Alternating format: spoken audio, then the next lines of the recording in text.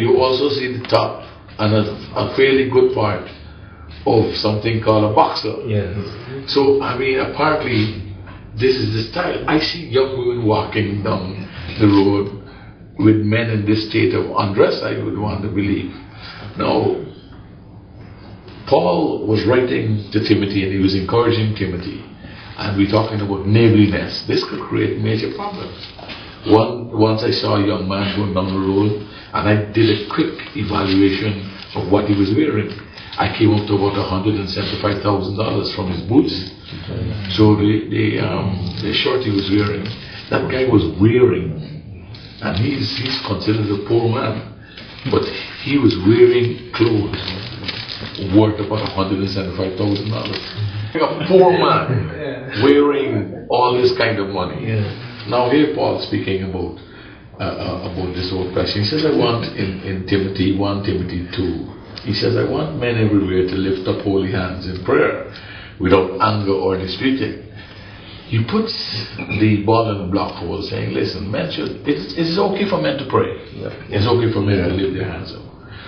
And then he says, I also want women to dress modestly with decency and propriety, not with braided hair or gold or pearls or expensive clothes, but with good deeds appropriate for women who profess to worship God.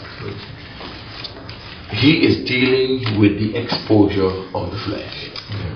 I think essentially that's what it is. The overexposure of the flesh. The overexposure. Indecency.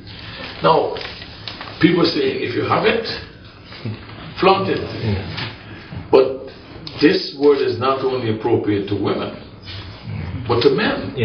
Because in our context, I think all our peoples are guilty of dressing up inappropriately. You know, even as you made mention of that, Bishop, as neighbors, we have the responsibility of being living exemplary lives before our fellow men. So neighbors should really serve as examples. Clearly, in the case that you've identified earlier, or cases, we do not see good exemplary behaviors forthcoming. And when the examples are bad, the value system is corrupted, and therefore it interferes with the smooth flow of society. And I can recall not so long ago I was at the stadium with the test match that West Indies played against Pakistan, and I remember a young man was talking to another man, and when he was about to go back to his seat, the same situation where the pants was hanging, and the other guy said, man, pull up your pants now, man. Just like, so clearly how he was conducting himself interfered with his friend.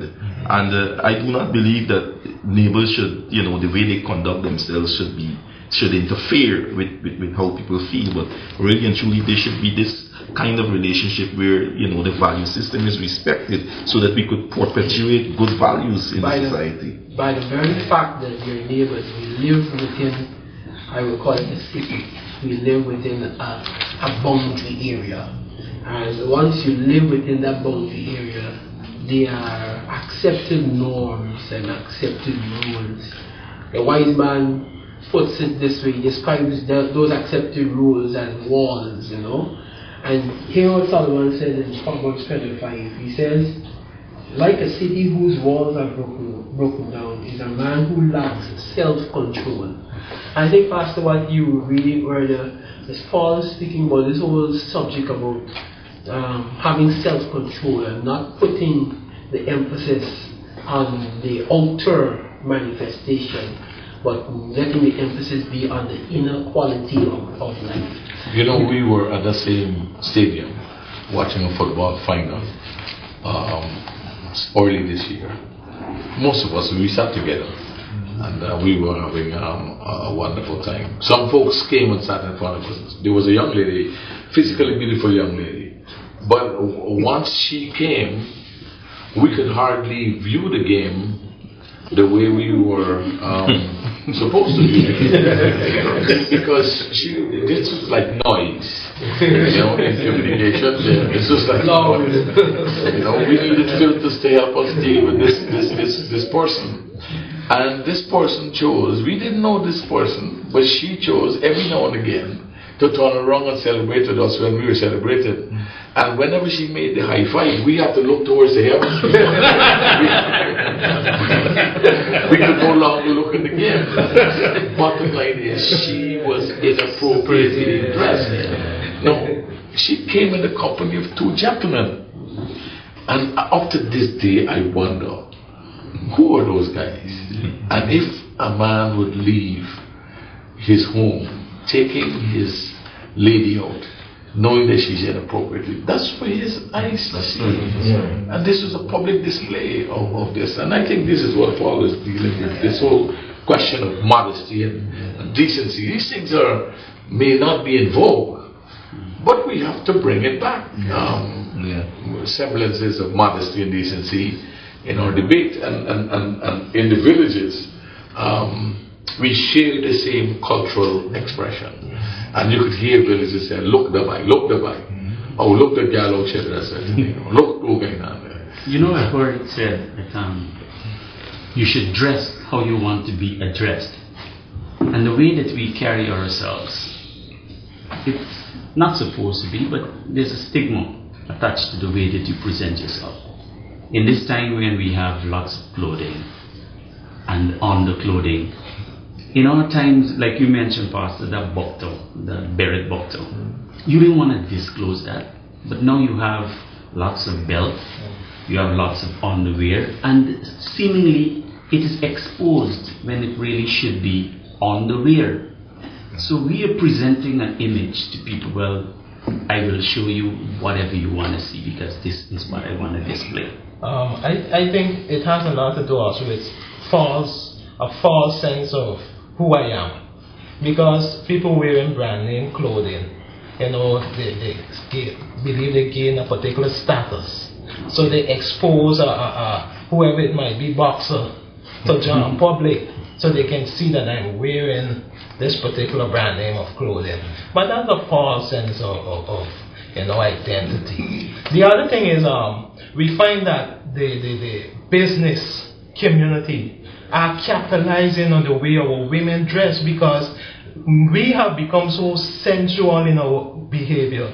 They are using naked women to advertise almost everything that they can do, right? So we have to help our sisters to come back to that place to realize that they don't have to do this in order to be who they are, to have that sense of being. God has made them in His image and in His likeness. They are fearfully and wonderfully made. And so as we seek to bring back our communities and to have this kind of neighborliness, we need to inculcate the type of habits that will help our society to grow from strength to strength. What you're saying, Deacon Wesley, is true. But one afternoon I saw a sister, and the way how she was dressed, I spoke with her and I told her something. I had to keep my head straight because she tell me who met me and who left me and all those things.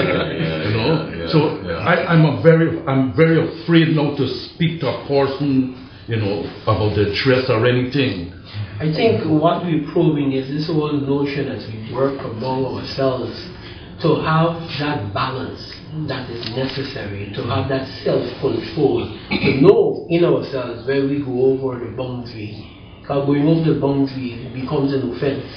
And once it becomes an offense, it strains the relationship between neighbors. And so we as good neighbors need to be conscious of our neighbors. It's amazing. For our neighbors. It's amazing what might be a boundary to you might be a boundary to somebody else. It speaks to that understanding of who really we are as a people. We are fearfully and wonderfully made, as Deacon Wesley alluded to. And the fact that we are created in the image and in the likeness of God, that should say a lot. And these values we have to transmit again. There's a fight for one particular value to become the dominant, but we have to remember from whence we would have come and continue to inculcate and to create the environment, knowing very well that God has put this in place, we should really follow through with this. Well, our generation, we are faced with the dilemma of transmitting certain values. I mean, we've been romancing varying aspects of our society, and my generation, we are particularly, we've been put in a vortex, so to speak, to deliver to our children and our grandchildren an environment that is safe, an environment that is pure, an environment that is truly, essentially neighborly. How do we do this? Now, we don't believe that we are saying for any moment trying to control what you wear, what you dress. All we're doing is, listen, there's downsides to our behavior. You know, when we're pressing the envelope, there are downsides, and we are just giving early warning signals. And I believe that is a duty of a good neighbor to give an early warning signal. You know, neighbor, your slip is showing. And folks should understand what it means, you know. And you know, you just pull it up. Now the slip isn't showing at all. You can't even use that because that's a thing of the past. So you have to find some other message to convey this. We're not seeking to control anybody. All we're simply seeking to do is to speak into an environment that is beautiful. You know, modesty just says it involves dressing in such a way as not to draw attention to the body. But modesty is the outward manifestation of the inward purity. So as neighbors, we got to be careful how we're doing, because somebody may be watching. Amen. But the fruit of the Spirit is love, joy, peace, patience, kindness, goodness, faithfulness, gentleness, and self-control. Well, in the words of a very famous chutney singer, I think, Dama watch me. We have this responsibility to, at this time, deliver an environment that is safe, one in which we can create a cultural atmosphere that validates our differences, a safe space that validates and promotes our values. And when we are able to do this, look at our motto, for example: one people, one nation, one destiny. Could you imagine? People are talking about unity. If we could maximize that, there will be no other nation in the Caribbean that could come close to Guyana. Be blessed.